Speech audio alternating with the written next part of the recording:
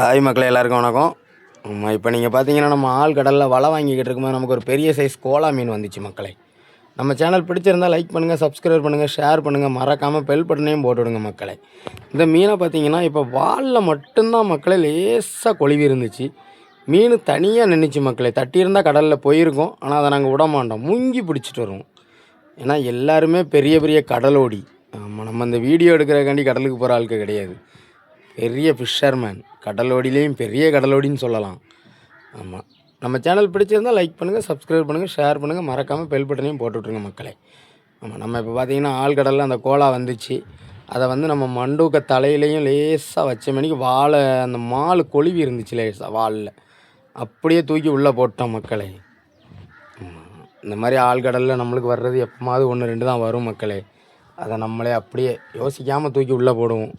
ஒரு வேளை தட்டிட்டு அப்படின்னா யோசிக்காமல் குதிச்சிருவோம் மக்களே. அது எவ்வளோ ஆழம் இருந்தாலும் சரி, எப்படி இருந்தாலும் சரி, அதை நம்ம பார்க்குறதே கிடையாது மக்களே. இது நம்மளே டிரைவிங்கில் இருந்ததுனால அதை வெளியே ஓடி எடுக்க லேட்டாகிட்டு மக்களே. ஆமாம், இல்லை அப்படின்னா நாங்கள் முன்னேருந்து வரும்போது நல்லா தெளிவாக வீடியோ ஜூம் பண்ணி நீட்டாக எடுத்து வச்சுருப்போம். இது நம்ம டிரைவிங்கில் இருந்ததுனால 2 நிமிஷம் லேட் ஆகிட்டு கொஞ்சம் ஸ்லோவில் எடுத்தோம் மக்களே. ஆமாம், நம்ம சேனலை பார்க்குற எல்லா மக்களும் ஒவ்வொரு லைக் மட்டும் போட்டுருங்க எனக்காண்டி. ஆமாம், எந்தெந்த ஊர்லேருந்து பார்க்குறீங்கன்னு சொல்லி கமெண்ட் பண்ணுங்கள், நானும் பார்த்து தெரிஞ்சுக்கிறேன் மக்களே. நம்ம சேனல் பிடிச்சிருந்தால் லைக் பண்ணுங்கள், சப்ஸ்கிரைப் பண்ணுங்கள், ஷேர் பண்ணுங்கள், மறக்காமல் பெல் பட்டனையும் போட்டு விடுங்க மக்களே. ஆமாம், பார்த்துங்க நம்ம வலையை வாங்க ஆரம்பிச்சிட்டாங்க ஆழ்கடலில்.